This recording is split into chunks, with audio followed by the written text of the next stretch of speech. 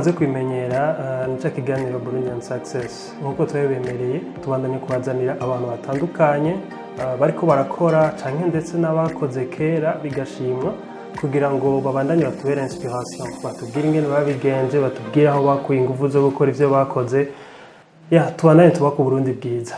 Rero uno munsi umutumire turi kumwe benshi bashobora kuba bazishira hamwe giwe mugabo atamuzi asishira hamwe gitwa Kingdom Photography ishira hamwe ryatanguye benshi bakaribona ku ma réseaux sociaux ndetse novuga ngo ni rimwe mu mashira hamwe ya revolutionné industrie ya photography mu Burundi. Aracari muto mugana n'umupapa yubatse no musishira hamwe giwe afisa abakozi bakorayo bahembwa arariha ikori byose biciye mu mwuga wiwe. Rero uno munsi reka twakire Ngingo Jidas kugira atuganirire atubwire ingene yabigenje. Karibu cyane Ngingo. Murakoze. Wakoze cyane kutwita mu kiganiro cyacu Burundian Success. Twashaka uno munsi nkuko twama tubigenza turafata ama histoire y'abantu ko kenshi usanga abantu babona ama entreprise canke bakabona umuntu mugani bamenye ni gute yashitse ahageze ni gute yakoze ivyo akora. So rero turashima ko mwemeye kuza kuganira natwe bike mu vyo muko murakora cyane mu vyo mumaze gushikako. Ngingo gatoyi ku bantu batabazi on kwipresenta gatoyi un peu de votre histoire. Je nitwa Ngingo Jidas hama nkaba mpagarariye ishirahamwe ryitwa Kingdom Photography ni agence ya communication twamenyekanye cyane ku bijanye ya photographie mugabo twagiye turevoriwa ubu on est plus dans la communication que turi plus muri communication gusumvya avyo gufotora ama event. Hama ni ishirahamwe rimaze imyaka 8 tuko turaja mu 9 ubu twatanguye navuga ndumwe mugabo ubunye turi 12 ku kazi amajambo make nibaza yuko ndayavunye n'ivyo. Hama muri abo ubonye harimo abajejwe administration y'ishirahamwe hakaba harimo aba graphiste aba designer harimo aba videographe aba photographe nabo twita aba community manager mu kazi kacu bajejwe kujera ama social platforms y'aba client bacu. Ego amajambo make n'ivyo. Ego urakoze cyane. Tugerageje gusubira inyuma muri histoire mwakuriye hehe mwakuze gutegera abantu kameme bihereze igicapo c'umuntu serukirishira hamwe rifite abakozi bashika 10 nabangahe riko rirakora nk'ivyo rikora hari gihe kenshi abantu babumva umengo uwo muntu n'umu superman peut-être ntiyanakuye no mu Burundi peut-être si no mu Burundi so gatoye dusubiye muri kahise kanyu. Je navuga ko ndi un produit burundais 100%. Nize mu Burundi na kaminuza ndayiga mu Burundi natanguye natana ahantu kure ndashikane bazagenda vyugura ahantu kure namaze gushika ni mu Rwanda. So novuga ati moi je suis un produit 100% burundais. Hama navukiye mu Bwiza ndahaba umwanya gushika nko ku myaka 7 hama undi mwanya munini naho baye mu Kinindo. Hama nibaza ko background yanje ni Umurundi wo ngahe Bujumbura acanganye ibirimi byose nyene ho ngaho mu gisagari Swahili Kirundi. So un peu de moi je suis un produit burundais résultat du système burundais. Ego mugabo uravuze ko ugitangura Kingdom Photography nta hantu kure wari bwashike washoboye kwiforma gute muri photography ku buryo tubona amafoto nkajya? Vyahereye muri église nasenga à la base je ndumukizwa ndakijijwe. Hama biri no mu bintu vya mbere nibaza ko nubakira ko ivyo nkora vyose. Hama nenca gutima n'izina ryitwa Kingdom ariko bihagarariye ngaho nye. Nari muri team y'ugwaruka muri église. Hama à un certain moment turaganira n'umurongozi wacu turadiscuta gato turabona ko l'église irakeneye un peu de com kuduza un peu de visibilité niki. Hama cavuga ati none ivyo ko twabiganiriye kandi tubona bikwiriye ni bande bazoca babikora. hama twari dusa umurongozi avuga ati ok kari mwe muri ngaho nimubikora hama ntangura c'est là où j'ai rencontré la photographie, c'est dans l'église. Nahuye nayo muri église ico gihe nari mu mwaka wa nyuma wa université. Hama ntangura kubikora nkoreshaga kamera gatoya na bwa busoni familiale butoyi akaba ari gumfatisha amafoto kugira tuze turalimenta les pages et les réseaux sociaux za église. Buhoro buhoro et la passion est venue là. Hama de nature je sinkunda gukora ikintu à demi mesure. Ndagikoze ndagikora hama ça implique ko nca ndacika. Et c'est à partir de là natanguye kugira ama recherche kubijanye na photographie. Hama muri yo processus ko ngira ama recherche ndahura n'umuntu yitwa Guy Basabose muri yo période nyene. C'est là où la flamme de photo yaciduga turakorana tuza turéchange ku bijanye na photographie et la nature aussi du business niki. Grosso modo novuga yuko c'est là où j'ai rencontré la photographie. Canke que la photographie m'a rencontré sindi kimwe catoye ikindi. Je dirais pas que j'étais un passionné de la photographie canke ari ikintu namye nkunda, pas du tout. Ni ikintu que j'ai rencontré au cours du novuga y'urugendo rw'ubuzima bw'umuntu. Hama ca ndabikora comme nature yanje itanyemerera gukora ikintu à demi mesure. Chamba obligé kuvyiga. Mugabo unyemerere nshire hagati l'histoire hari ikintu ukunda kuvuga kandi n'ubu umaze kukivuga deux fois. Umaze kuvuga kabiri yuko nature yawe ni kwemerera gukora ikintu ugicire hagati. Nagaze kuvyumva muri interview imwe ahantu n'undi akumvise kabiri so I'm like cyo ni ikintu peut-être kigukora ko cyane. Ni gute tu peux un peu développer ico kintu? Novuga ati abantu muri rusange si bose turese ukuntu iyo umuntu akoze ikintu novuga gute bari contenta na l'acceptable. Sinzi ko nocita l'accept ikintu nyene ni sawa ntaco kibaye. Je sindi muri abo bantu sinkunda ikintu ataco kibaye. Ndakunda ikintu ciza. Ndakunda ikintu ciza, ndakunda ikintu giheze. Rero nibaza yuko muri iyo kamere yanje vyaramfashije cyane gutuma ni applica nkiga nkabaza gauche à droite nkahura n'abantu batandukanye nkubaho kaganiriza nabo nabona babikora neza kunsumvya ico gihe tukaganira nabo n'abatari hafi. Uribuka ko ari byo vyavuyemo ca gihe 2015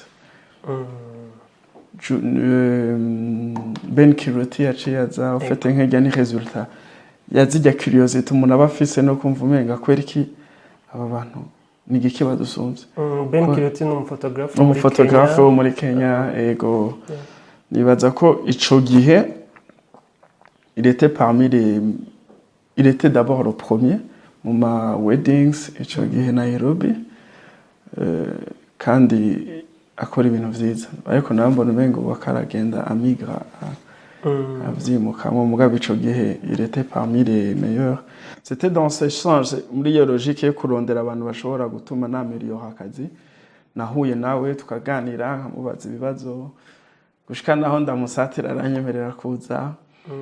So nibaza yuko mu majambo make photographie twahuye gutyo. Tugerageje gutapa un peu sur le business. Uratanguye photographie ndibaza ntiwatanguye ufise abakozi watanguye ufise loko mukoreramwo. Vyagenze gute ku buryo caguka iyo processus yagenze gute ku buryo uno munsi ribari shira hamwe ri managing ko manager abantu benshi ukaba ufise abakozi batandukanye. Le processus yagenda gute? Nibaza yuko nkaho kugira vyorohe nohera igituma nahisemwe guhera kuri photography. Ego. Kuko nkuko nabivuze sinatanguye ndi genre un passionné de la photographie kuva kera. Muga j'ai toujours été passionné par la communication. hama nari ndabizi yuko uko bizogenda kose nzohereraza muri communication. Hama muri ico gihe ndavuga ati ama service yose ya groupe photography ni menshi. Mugabo ico gihe ndavuga ati ibingana n'uburyo nshoboye, ibingana n'ubumenyi mfise muri uwo mwanya, vyiza nohera kuri photography. Ni vyiza naho bufise ibintu binini ushaka gushikako kugira aho uhereye hangana naho ugeze muri uwo mwanya. Hama la photographie était c'était le moyen le plus accessible et le plus facile kuri jewe muri uwo mwanya. Hama aussi c'était un outil novuga gute ituma uhura n'abantu facilement. Urazi ko bigoye guhura n'abantu, urazi ko bigoye gukaya réseau yawe, mais avec la photographie uhura n'abantu muri environnement bose bako baratwenga baryohewe. Wana mufoto yari obligé guhereza numéro. Et numéro, voilà, tu vois, et à partir de là tu crées un réseau. Hama nibaza yuko ari ubuntu nagiriwe bwo kugira iyo déclic no gutahura yuko muri zirya service nyinshi zihari za photographie bambe za communication uhereye kuri photographie bizokorohera kuduka no gukura no kuja kuvyo ushaka. Hama ico gihe nta pare nari mfise, mugabo urumva ashobora kuronka aho yikota kandi utayifise. Hama ntivyansaba necessairement kubanza kugira amaloko. So nico gituma rero novuga ati mpereye aho buhoro buhoro nagenda ndongerako kimwe chaque service uko ngenda ndakrea le besoin mu bantu no mu ba client cyangwa ukabona demande photo buhoro buhoro. Photo ivyara besoin ya design, photo ya design ivyara besoin yaho bipublia cyangwa aho vyimprima kora turagira na impression aussi. Urumva rero buhoro buhoro kuri jewe nabona yuko iyo nzira yoroshe, mugabo nabikora mfise iyo ndiko ndabitwara.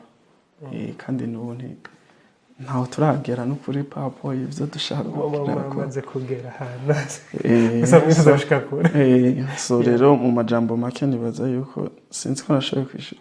Ego gusa ikindi kintu jewe ngerageje kubaraba bashobora kuba nihenze, ndabizi ko uri umupapa, mugabo neza ko imyaka si myinshi cyane, mugabo en même temps uraje gutubwira yuko watanguye il y a 8 ans. Donc Kingdom Photography yavutse ubu araheze imyaka 8. Donc j'essaie un peu d'imaginer iyo myaka 8 ugitangura ingene wangana. Mugabo tukabona en tout cas je kuva nzi Kingdom Photography ndayizi excellent. Bakorera abantu bakomakomeye mu gihugu, bafotora ama company akomeye mu gihugu. Nkene kumenya iyo confidence wayikurahe avec ubuto bwawe, hama en plus avec peut-être na background. Umwana twaraje aravuye mu bwiza peut-être canke mu kinindo quelque part araje gusaba gukorera company, gukorera abantu bakomakomeye. Confidence yava je nibaza yuko ego ari ikibazo ca confidence, mugabo wose ari n'ikibazo cyo kumva umenga ibi bintu bitegerezwa kubaho. Naco bitwaye gutumbera abantu ukagerageza bakemera canke baka. So numva umenga je m'étais donné le droit yo kumva umenga ati toute façon utagerageje uzomenya ko bishoboka. Hama sinota umwikomo ku muntu ntagiye kumurabanya nkire. Urumva ico ni kimwe mewe si kunjya nabivuze la photographie yaranyorohereje kwera nk'abo benshi urashobora gusanga twarahuye mu makadre ari plus convivial ukora mu fotora niki wamurunga iki foto yayikunze yabonye qualité yayo. So quelque part il y a une certaine relation de confiance ikijaho par rapport ya qualité y'ibintu bukora. Kandi burya ahantu ikintu nabonye muri mu buryo buri rusange muri business, imbere yuko umuntu agura ikintu cyawe abanza kukwizera abaguze wewe ofete. Rero numva umenga harabaho kubanza kwetablisha iyo relation no umuntu akumva yo kwizera independamment y'imyaka yawe. Muga akavuga ati uyu muntu ndamenyereye abantu bafotora ukuntu. Messi uyu muntu ashobora gukora ibi bintu akabifata au sérieux guca kijya gihe urabona ko vyari bisi yindi connotation. akavuga ati nimba uyu muntu peut prendre au sérieux ibi bintu akabishiramwo investissement ingana gutyo ni igiki comboza kumwizera ku bindi bintu. C'est là où réside alors la question. So numva umenga vyose bihagaze ahanini ngaho. C'est plus ego, il y a une partie de confiance en soi au fils, mais aussi il y a la perception des autres par rapport à toi. Ingene abo bantu bakubona, ingene abo bantu baguperceive, ingene abo bantu bakwakira, canke experience ya mbere bagize nawe. Nibaza yuko ico ni ikintu kijwa hore niniya cane, nico arinze ubona wexera muri bimwe nkuko nabikubwiye ni vya bindi peut-être na bibiri ivuga ati ni wabwo mwizigirwa muri ibi n'ibindi uzosora mvumenga c'est un principe il est universel. Umuntu aravuga ati s'il est excellent dans ça on peut l'essayer aussi dans urana ko no mu vyasha n'umuntu mutanguye gukora navuga ati reka mbanze ndamugerageze kuri duto. Hamurazi ko abarundi turi abantu de nature très méfiant bitugora kugira confiance abantu mugabo buhoro avec umwanya aragenda arakwiga aragenda arakuraba, d'où l'importance ya la novuga gute ya caractère y'uwo muntu na personnalité y'uwo muntu. C'est très essentiel sinovumenga biri primordial indépendamment ya tana abo office ko inspira confiance abantu bakumva ko umuntu bo kwizigira. Ngingo biramaze gushika muri carrière yawe ukaba obligé gukoresha urupapuro waronse ku ishuri nka diplôme je dis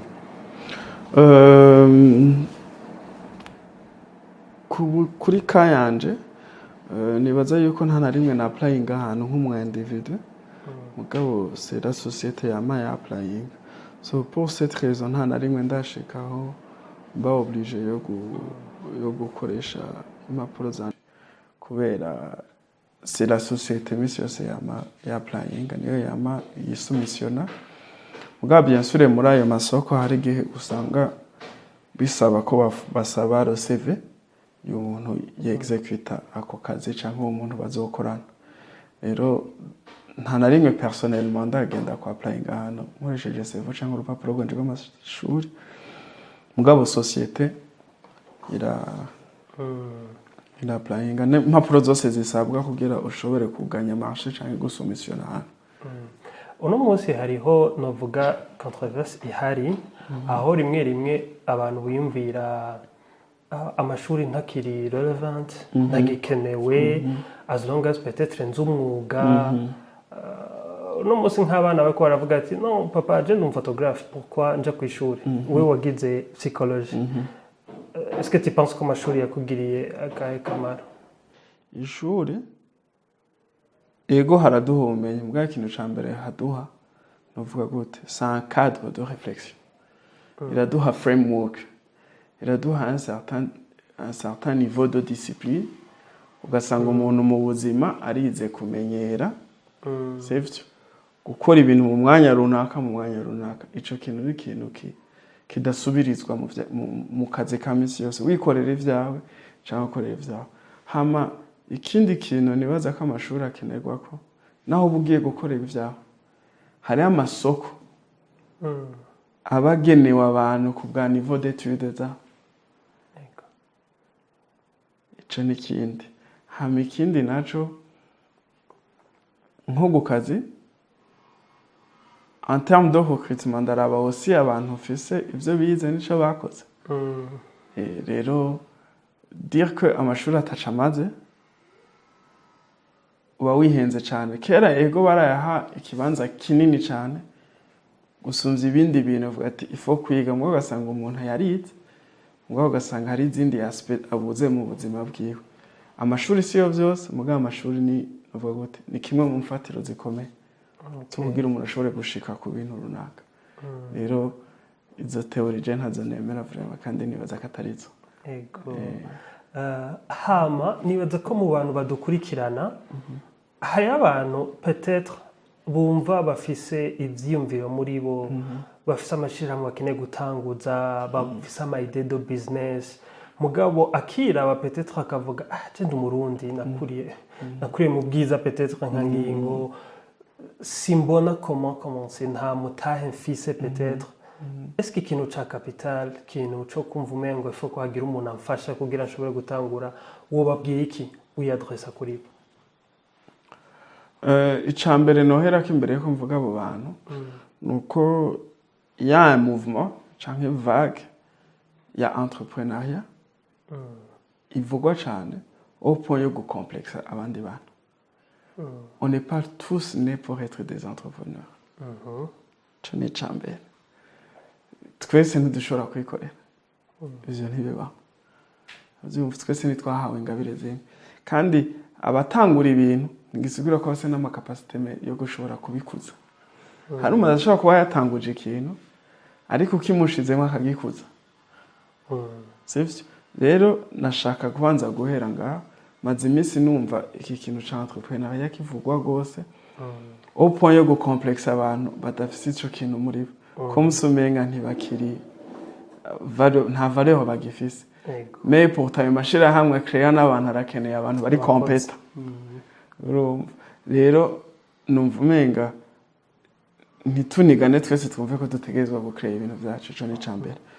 Ica kabiri kuri abo bumva ko bategerezwa kugira ico batanguje canke bumva umenga barafise ico potentiel yo gucreate business zabo, numva umenga nobabwira ikintu kimwe coroshe.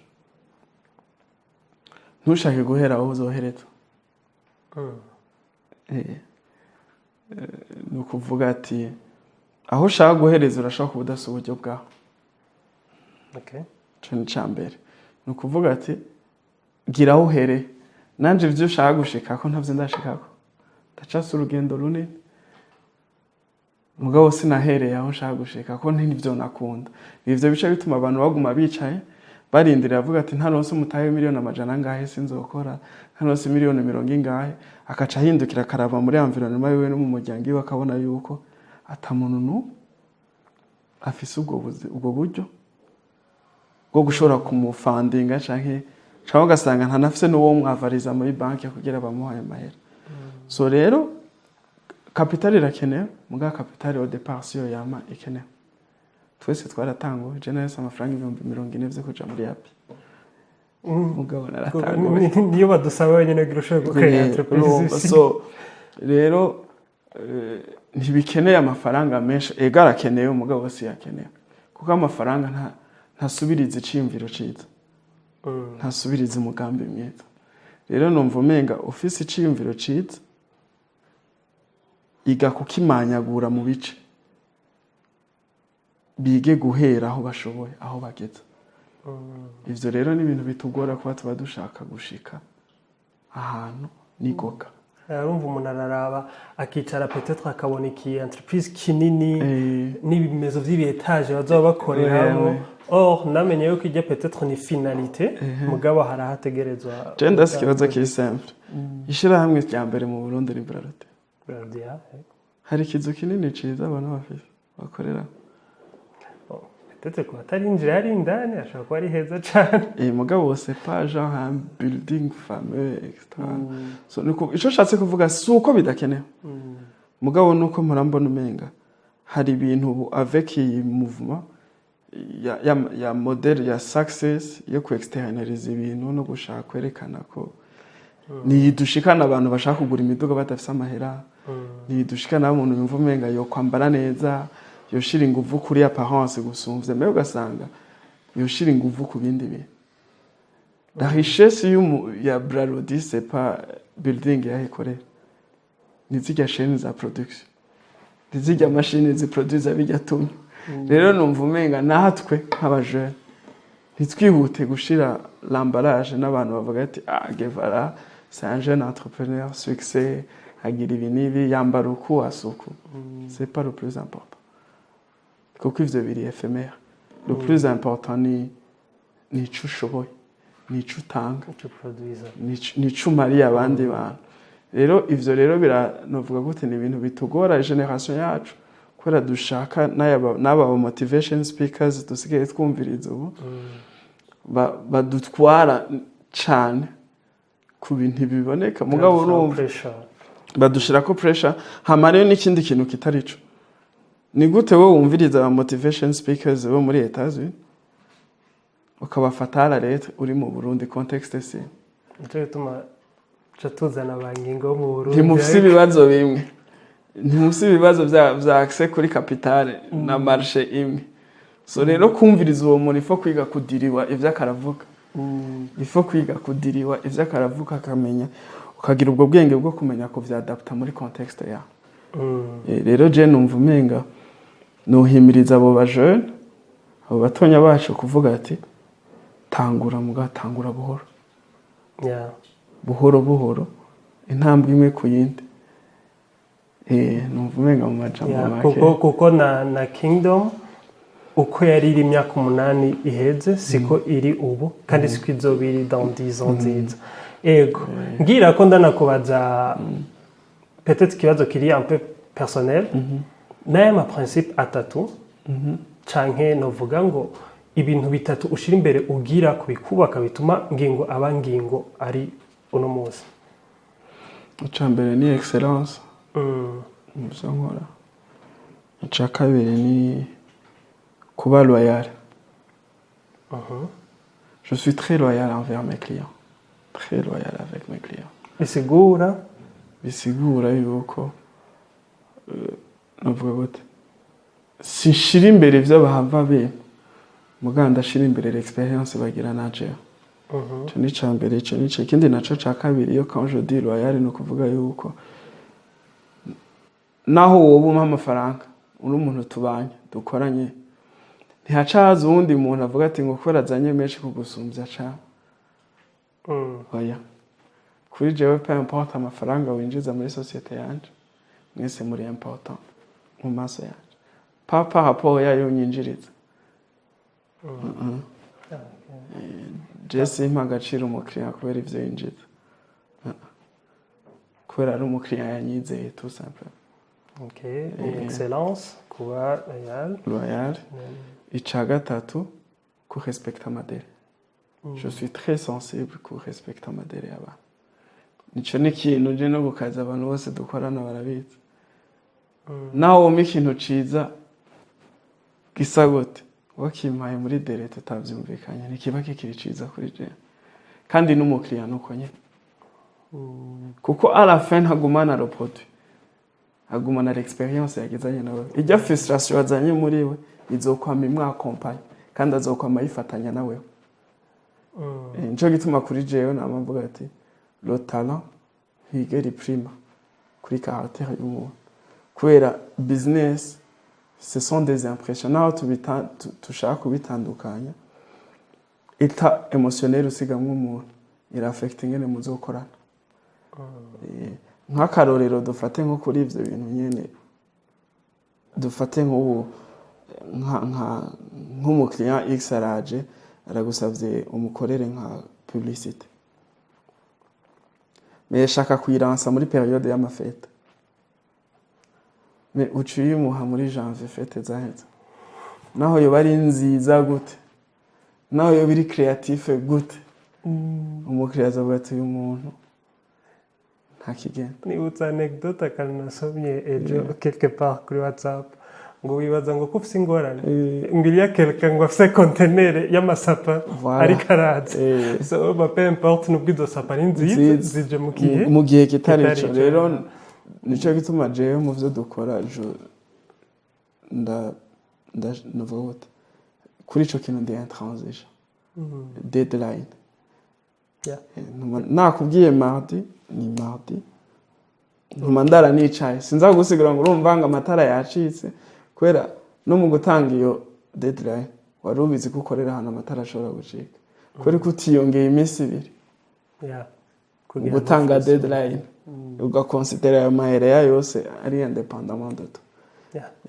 So nibaza ko abantu bari surtout muri monde ya business nibaza ko n'ibintu biri important cyane ibintu yaje kutubwira sinobigaruka ko mugabo reka turangiza ikiganiro peut-être twebwe tuyadressa cyane ku bajene kuko nibo sinovuga ngo nibo Burundi bweje mugabo nibo mugiye kuzosigira agakoni donc niki wobwira abajene ugwaruka rukura dukurikirana babandi baja kuri YouTube peut-être akagwa kuri iyi video ikintu wumva réellement umusigira niki icambere nuko abajene hari igihe umuntu aba muri situation akumva isi canke environnement arimo yarabaye injuste. Okay, adresse kuri kamera. Hari igihe umuntu aba hakumva ati isi yarabaye injuste.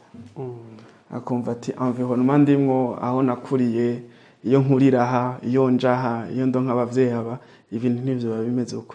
Mugabo nagira ndakubwira ati ivyo bintu sivyo.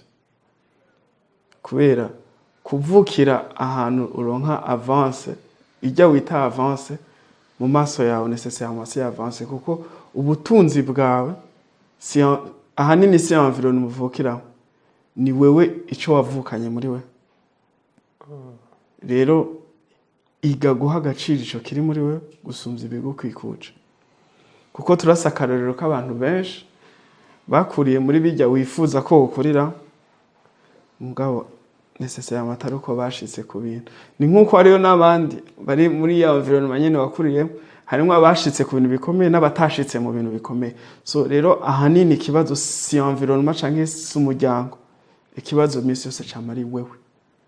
Ico wahawe n'Imana ko ico yashize muri wewe waragibagariye bikwiriye ku buryo woshika kuco bibaza ko ukwiye gushikako. Ndasubira ndabibutsa yuko ahantu hose kwisi yose no kwibaza ko gutereka mu yandi environnement hari yababishoboye nabo vyankiye hose. N'ibihugu mwibaza ko vyononekaye gusumvya za Somalia n'ahandi he kusumvya ngahe wacu, hari abako barabishobora, hari nabo ko barabiranira. Rero ikibazo si kibanza, ikibazo ni jewe nawe tuvyifatamwo gute. Ngingo ndagushimiye cyane nibaza yuko par ton histoire, par ma expérience wagiye uracamwo, nibaza ko hari abantu quand même umwe wese twiga gutandukanye, twiga bivanye n'ikiri muri twebwe. Rero nibaza ko histoire yawe yigishije benshi.